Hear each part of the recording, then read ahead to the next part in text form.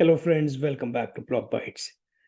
Decentralized exchanges are the premier dApps in the crypto ecosystem. Their use case is simple.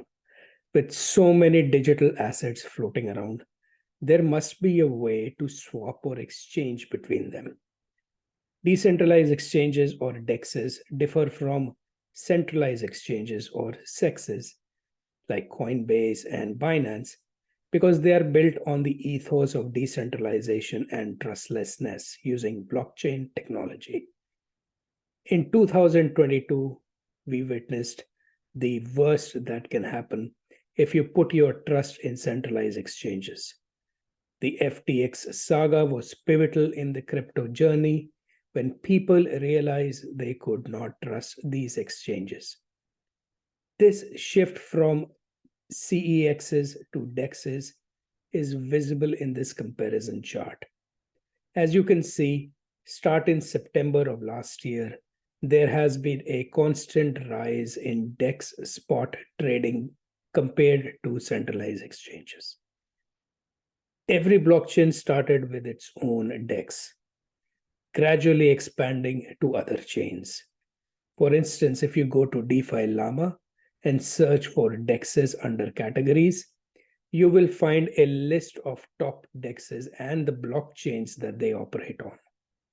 For example, Uniswap, the largest and the most used DEX so far, is deployed on several blockchains, including Ethereum, several layer 2s on Ethereum, and Avalanche. Let's take a practical example of how DEXs are used. Say you want to swap Matic tokens to USDC. You start by going to the Uniswap website. You launch the Uniswap app by clicking Launch App. This will open a new window that looks like this. Next, you connect your wallet by clicking on Connect Wallet.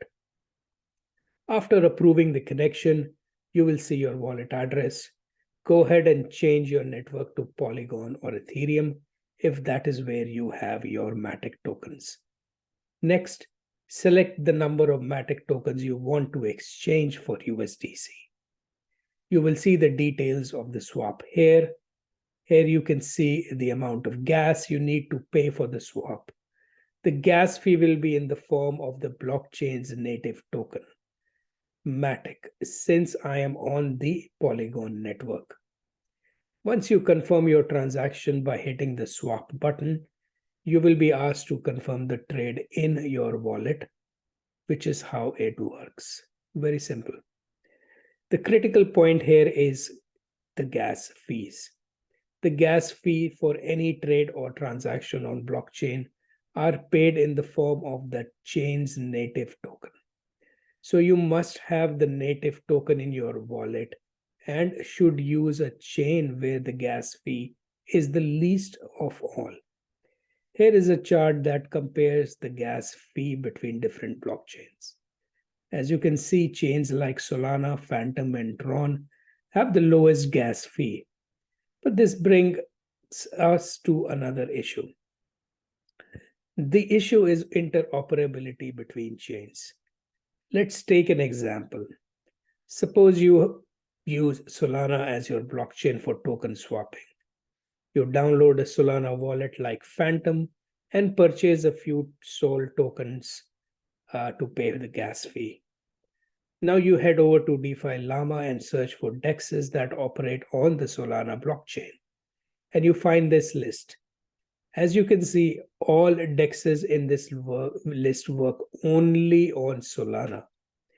You can see these DEXs. You can use these DEXs only to swap between tokens available on the Solana network. In other words, if you want to swap between Sol and ETH or Sol and Matic, you cannot do that, at least using the DEXs provided in this list. This is where bridges come into the picture. Bridges is a special kind of dApp, again built using blockchain technology, but used to send and receive tokens between otherwise incompatible blockchains. Going back to DeFi Llama, you can find a list of bridges under the category Bridge. Again, we see a similar list like DEXs with the chains supported for each dApp. And from the list, Portal is one bridge that works on both Solana and Polygon. The Portal bridge is a well-known bridge built on the wormhole protocol. Unfortunately, it was a victim of a massive hack last year.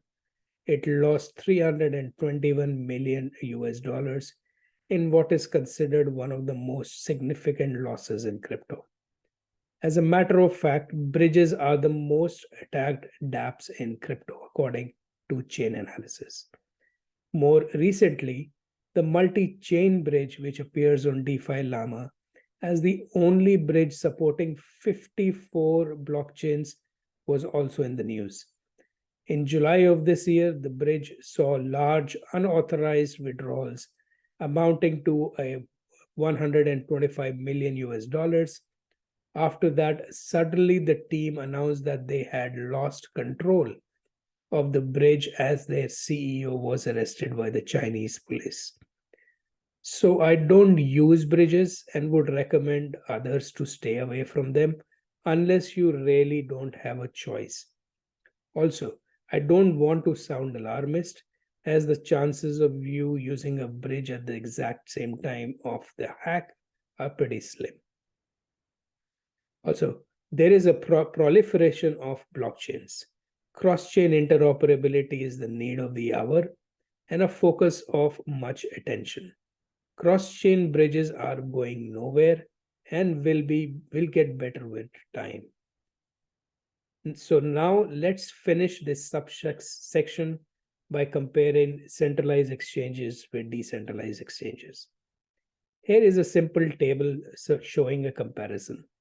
Centralized exchanges have an edge over decentralized exchanges regarding token availability, functionality, and liquidity.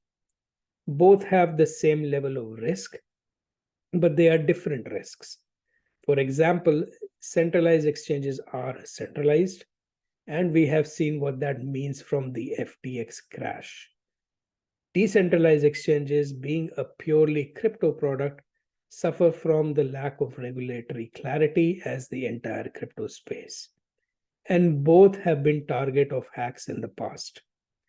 The most significant advantage of DEXs is that they do not control your assets. Unlike centralized exchanges, you do not want to trust a bank with your money or a centralized exchanges with your assets. Hence the saying, not your keys, not your assets.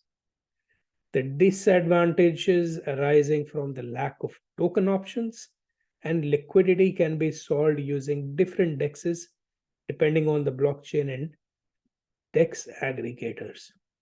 So DEXs are a better option in my opinion. Even if DEXs are terrible at everything else, I would still go with them because I can control my assets, which is a big plus. Next, I will talk about a particular category of dApps called DEX aggregators. DEX aggregators are dApps that connect to various DEXs to find the best possible prices for your trade.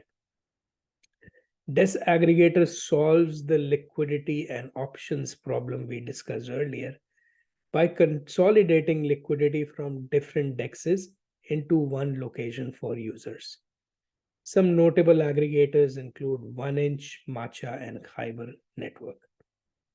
All right, so in a nutshell, always use a well-known DEX for token swaps and trades.